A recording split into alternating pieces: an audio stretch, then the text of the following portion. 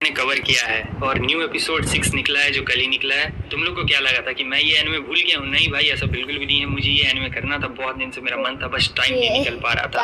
और new episode भी इसी में है, तो तुम लोग पूरा देख लेना।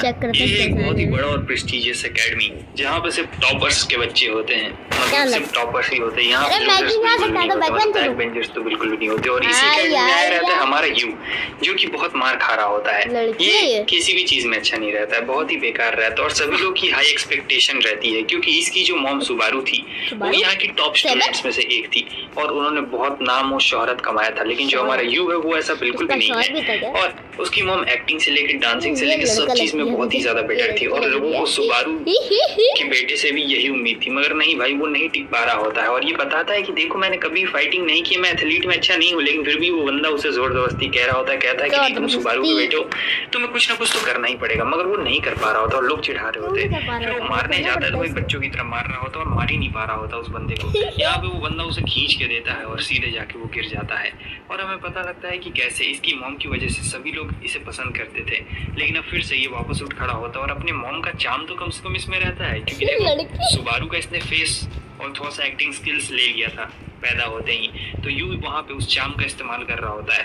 तब तक हमें दिखाया जाता है, वो कहता है कि ठीक है मैं चलता हूँ। तब एक बंदा कहता है कि रुको, 3 गॉडेस क्या सोचेगी? तब वो मुझे मारने वाला रहता है। तभी हम देखते हैं कि कोई लड़की आती है और मार देती है। ये 3 गॉडेस में से एक नीको रहती है और वहाँ पे उसकी बाकी 2 बहनें भी आ जाती है। एक का नाम मीवा रहता है और एक का नाम काजू रहता है। काजू इस पर्पल हेयर वाली का नाम रहता है।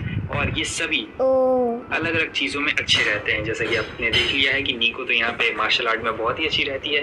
और वो लोग कह रहे होते तो तुम नए बच्चे, तो तुम ही हो सुबारू के बेटे, सबको काफी हाई एक्सपेक्टेशन है तुमसे, मगर मुझे तो लगता है कि तुम बिल्कुल भी उनकी एक्सपेक्टेशन पे खड़े नहीं उतरने वाले हो। तो कह रहा होता है कि हाँ, वैसे भी यहाँ मेरा स्वागत कोई भी नहीं करता है, मैं यहाँ पे ज्वाइन करने के लिए आया हूँ एजुकेशनल प्रोग्राम। ये सुन के काजू सोचने लगती, क्या हमारे बड़े से इंस्टीट्यूट में जनरल एजुकेशन भी है? ऐसा भी हो सकता है क्या? तो ये कहता है कि हाँ, है ना। और मुझे लगता है कि तुम लोग मेरा स्वागत यहाँ पे अच्छे तरीके से नहीं करने वाले हो, तो अब मुझे यहाँ से चले जाना चाहिए। लेकिन वो लोग कहते हैं कि रुको, तुम जा कहाँ रहे हो? नीको कहती है कि तुम ऐसे नहीं जा सकते, पहले साफ सफाई करनी पड़ेगी, उसके बाद ही तुम यहाँ से जा सकते हो। और ये कहने के बाद वो लोग चली जाती है और अब ये सोच रहा होता है कि मेरा कुछ नहीं हो सकता है। लेकिन फिर शाम में यहाँ पे एकदम पूरा साफ सफाई हो जाता है, पूरा का पूरा। सब लोग हैरान हो जाते हैं कि यार डोजो किसने साफ किया है, कुछ समझ में नहीं आ रहा होता है, किसी को याद भी नहीं रहता है। वैसे आगे हमें दिखाया जाता है ये जा रहा होता है जहाँ पे सोचता है कि मैं बहुत ही डिसअपॉइंटमेंट हूँ, लोग मुझे मेरी मॉम की वजह से प्यार करते थे, वो सब चीज में बहुत ज्यादा बेटर थी। मैं उनके जैसा कभी भी नहीं बन सकता हूँ। उनके अंदर वो इनबॉर्न टैलेंट था जो कि मेरे अंदर कभी भी नहीं आ सकता है। सच कहूँ तो मैं उनसे बहुत नीचे हूँ, बहुत ज्यादा नीचे हूँ। मैं एकदम लो लेवल का हूँ, मेरे अंदर कुछ भी नहीं उनके जैसा। लेकिन फिर भी मैं कोशिश करता रहा, लेकिन सब चीज में मैं फेल हो गया। ऐसे करते करते हमारे बीच की दूरी और भी ज्यादा बढ़ गई। एक टीवी शो मेरी मॉम कर रही थी और उन्हें वो टीवी शो बहुत ही अच्छा लगता था, भले उसमें व्यूज ज्यादा नहीं आते थे, क्योंकि उसमें उन्होंने मॉम का ही रोल किया था और एक बहुत ही हैप्पी फैमिली थी। और सच कहूँ तो उन्हें वो शो अच्छा लगता था, लेकिन मैंने उस दिन मॉम को बताया कि मुझे भी वो शो बहुत अच्छा लगता है, लेकिन मैंने रीजन नहीं बताया था, क्योंकि मेरी और मेरी मॉम की ज्यादा बातें नहीं होती थी, हम दोनों एक दूसरे से अलग थे। शायद मैंने ही अपनी मॉम से कम बातें करना प्रीफर ज्यादा किया था, इसीलिए ऐसा हुआ था। लेकिन उन्होंने मुझसे कहा था अपने अंतिम क्षण में कि एक अच्छी सी फैमिली बनाना, क्योंकि हम लोग तो अच्छी फैमिली की तरह नहीं रह पाए, लेकिन उन्होंने मुझसे कहा कि एक अच्छी फैमिली जरूर बनाना, और मैं ये काम जरूर करूंगा। मैं एक अच्छी फैमिली बनाऊंगा, एक ऐसी फैमिली बनाऊंगा जिसमें मॉम को बहुत नाश होगा। और इसलिए मेरी मदद कर रहे हैं अंकल। वाह, क्या अंकल ने घर दिया है। उनका नाम रहता है मिस्टर मिकाडोनो। तो ये बहुत ही कमाल के अंकल रहते हैं। तब तक वहाँ कोई आता है और हम देखते हैं ये क्या, ये तो नीको रहती है और आके उसे मार भी देती है। भाई कहती है कि नहीं बच्चे तुम यहाँ पे, और ये सोच रहा था कि ये मुझे चोर समझेगी, लेकिन वो कहती है तुम यहाँ पे क्या कर रहे हो? तब वो कहता है कि अरे नहीं मैं यहाँ पे तुम तो नहा क्या ही हो पूरा, ओ कमाल की लग रही हो। और फिर वो कहती है रुको मैं अभी बताती हूँ तुम्हें, लेकिन वो गिर जाती है, उसके बम में लग जाता है। ये सब देखने के बाद तो यू को बहुत मजा आता है और कहता है तो टॉप 3 गॉडेस में से एक यहाँ पे मेरे सामने गिरी हुई है, वो भी अपने बम पे ऐसे हाथ रख के। काफी ज्यादा मजा आ रहा है ना। नीको को बहुत ज्यादा शर्म आ जाती है और फिर वो कहती है तुम, लेकिन वो उसके सर पे ऐसे कपड़ा डाल देता और कहता है कि हाँ, एक स्पोर्ट्स प्लेयर ऐसे भीगे नहीं रह सकता है, वरना तुम्हें ठंड लग जाएगी, ठीक है। और वो उसका सर पूछ रहा होता है और वो चिल्लाने वाली रहती है, लेकिन फिर शांत हो जाती है, कहती है कि ठीक है तुम्हें जो करना है तुम कर सकते हो, और यहाँ चुपचाप काम करवा लेती। तब तक दोनों बहनें आ जाती है और काजू कहती है कि अरे इस बच्चे को मैंने कहीं पे देखा हुआ है। तो वो कहती है ये हमारे घर में घुस गया, लेकिन ये कहता है नहीं मैं तुम लोग घर में नहीं घुसा हूँ, ये घर मुझे प्रेफर किया गया है। अंकल ने बोला था कि इस घर में आ जा। तो वो लोग कहते हैं कौन अंकल? तो कहता है रुको मैं अभी कॉल लगाता हूँ अंकल को। और फिर अंकल का नाम बताता है मिकाडोनो। तो ये जो अंकल रहते हैं ये उन तीनों लड़कियों के डैड रहते हैं और वो बताते हैं कि देखो मैं तुम्हारी मॉम सुबारू का फ्रेंड हूँ और मैं उनके साथ काम किया करता था, लेकिन उनके गुजर जाने के बाद उन्होंने मुझसे बोला था कि मैं तुम्हारा अच्छी तरीके से ख्याल रखूं और तुम्हारे सपने पूरे करने में तुम्हारी मदद करूं। तो वो सोचता है कि हाँ मेरी मॉम का सपना था कि हमारी एक फैमिली हो, तो क्या मुझे गिफ्ट में 3 सिस्टर मिल गए हैं? लगता तो बिल्कुल ऐसा ही है, लेकिन तीनों बहनें इससे खुश नहीं रहती है।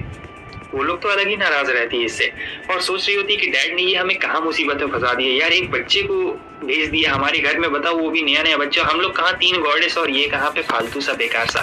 सोच रहा होता है कि यार मुझे कुछ ना कुछ करके इन्हें फैमिली बनाना पड़ेगा और कहता है कि आप लोगों से मिलकर बहुत ज्यादा खुशी हुई, मैं नाम यू है और मैं आप लोग के साथ रहूंगा। अरे ये क्या है?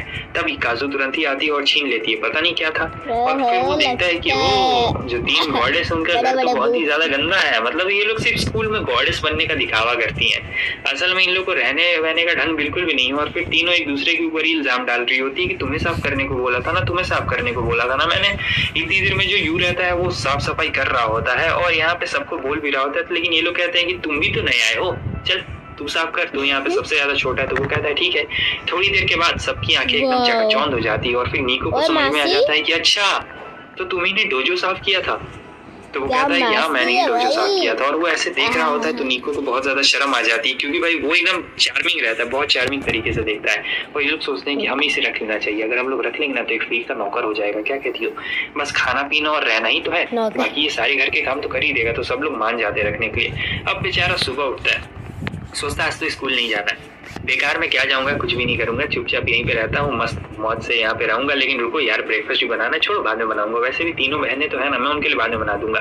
तभी यहाँ पे आवाज आ रहा होता है, क्योंकि नीको प्रैक्टिस कर रही होती है। भाई उसका प्रैक्टिस बहुत ही ज्यादा भयंकर टाइप का रहता है। ये देख के यू हैरान हो जाता है कि भाई क्या तोड़ प्रैक्टिस कर रही है। और फिर हमें मीवा को दिखाया जाता है और ये भी यहाँ पे अलग ही कर रही होती है। काजू भी यहाँ पे पता नहीं अपना जूस बना रही होती है, क्योंकि ये थिएटर्स में ज्यादा रहती है और इसका थिएटर ज्यादा अच्छा रहता है। तो वो कहती है कि देखो मैंने ये एक स्पेशल जूस बनाया है, लेकिन इसे समझ में नहीं आता है कि यार ये क्या कर रही है, तीनों बहनें पकड़ा गई हैं, सुबह सुबह उठ के खाना नहीं खाती, यही करती है।